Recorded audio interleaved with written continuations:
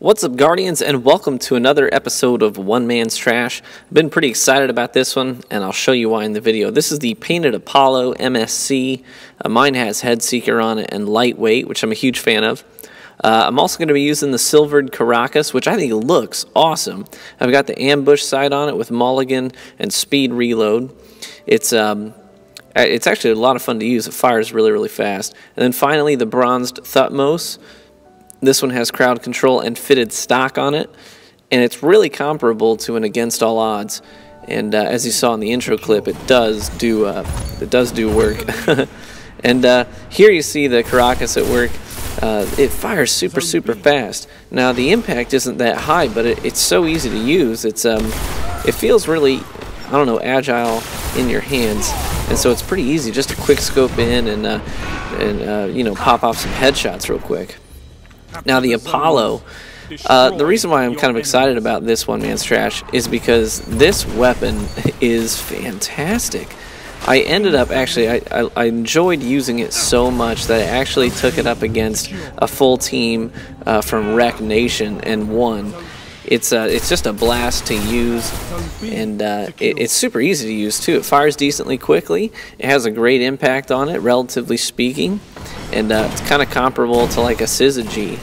And it really paid off in some great dividends for me. I had the first game that I did this full loadout, I ended up with, I think it was 43 kills, which is, I mean, that's kind of ridiculous for a brand new loadout. It was easy to use, and you know, the weapons themselves cater well to my play style, my kind of run and gun, style of gaming, and the sniper rifle fits well with my really aggressive sniping style as well. So it was a blast to use, and excited to show it to you. And but in the meantime, figured we'd get caught up to speed on all the latest happenings and doings. I'm thinking about, I've got the footage collected. I might put it up on YouTube, but I guess I'll leave it up to you guys. If you're even interested in this, just let me know. But the other night, Tuesday night, when I did the live stream for Aim Assist, for their the Aim Assist podcast official Twitch stream, I handled Tuesday nights with them, and we had a lot of fun going into the Crucible and basically handicapping ourselves. And we did like blue weapons only challenges. We did oh gosh, what else did we do? We did VIP, where I wasn't allowed to kill or attack or shoot at all, but the other two guys had to defend me. We got almost all the way through the match, and I ended up dying. They wiped the other two guys. I couldn't get out of there in time, but it was just a whole lot of fun just to do stuff like that. We had a blast with it. But when we killed the stream, we ended up getting paired up 3v3 with two guys from Rec Nation and one from IAM, which is, if you're not familiar with IAM, they're an extension of Rec Nation, but they're some of their more competitive players, founded by Triple Rec himself. And we went toe-to-toe with these guys in 2 skirmish matches, and it's some really good competitive gameplay, tight matches, and yeah, I suppose I won't spoil them for you, but either way, it's not just me running around getting 50, 45 kills in Control. It's maybe an opportunity for you to see kind of some more competitive gameplay in a 3v3 arena. So if that's anything that you guys might be interested in, just let me know in the comment section, and maybe I'll post that later. But I do have a lot of games saved. I mean, games going up against guys from Invigorate. I mean, I've gone toe-to-toe with Luminosity, some of these guys that you might be familiar with. But if that kind of stuff interests you guys, I'd be more than happy to start posting more footage along those lines. It's not going to be as fast-paced where I'm just running around getting kill after kill after kill after kill. It'll be a little bit more slow-paced. I'm going to die more, obviously, against really competitive players. So maybe give you an insight into the actual competitive arena, what that kind of looks like. And some of you guys might even be, you might have experienced some of this as well if you do end up in these kinds of lobbies yourself. I don't know. It depends on your skill level and what the matchmaking does for you. But anyways, just let me know in the comment section. This week has been an interesting week. We got a lot of access to some new content, including the Twitch reveal stream of the Prison of Elders. And on top of that, in my opinion, some of the better Prison of Elders content that we've been shown this week came from a lot of the YouTubers. These guys that got to go to Seattle and actually play the Prison of Elders. And they got far, I mean, their gameplay, they get further in the Prison of Elders than Broman and Salmons and Deej do in the reveal stream. So these are guys that, you know, consistently play the game for the end game. So their gameplay, not to knock on the other guys, their gameplay is pretty intriguing and fun to watch. They show you even some of the final boss fights for the Cabal section.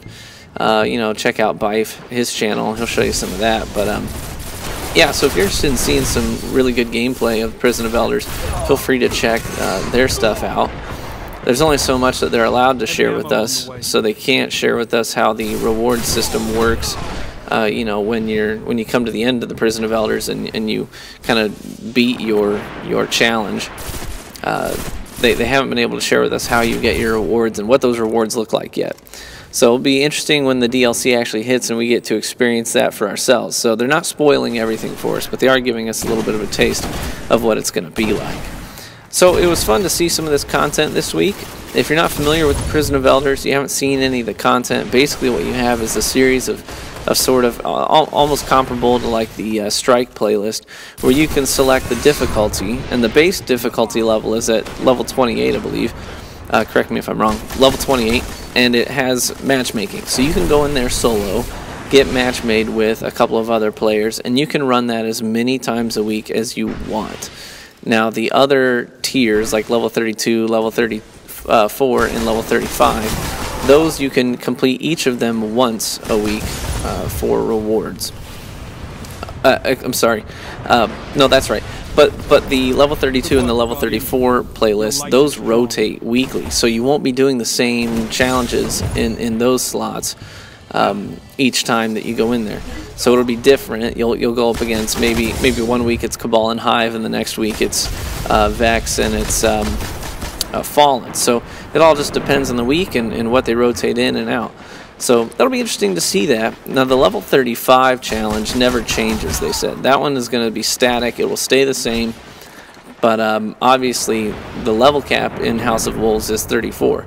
So going up against level 35 enemies consistently, including majors and bosses, that's going to take us back, you know, to when we first got into the Vault of Glass. And you know, we were all after that level 30 gear going into the hard mode. So that was always a lot of fun, and it was a good challenge. So I'm really looking forward to that challenge. One of the things, this might not interest you at all, but this certainly interests me. One of the things that they said is with those level 32 and level 34, etc. Playlists, those challenges in the Prison of Elders, those you can enter solo. So they don't have matchmaking in those ones, so you can go in with a full fire team, or you can go in with 2 people, or you can go in by yourself. Now personally, going back to sort of like the Borderlands era for me, when I played a crap ton of Borderlands, one of my favorite things to do was to go solo into the arenas, you know, where you fight the wave after wave. And that was just so much fun to me. I had a blast doing that. So I'm really looking forward to seeing how far I can get by myself in these playlists. I think that's going to be a blast. So if you haven't seen the new footage that came out regarding the Prison of Elders, please go check out some of these YouTubers' channels, these major YouTubers. You've probably heard of them, right?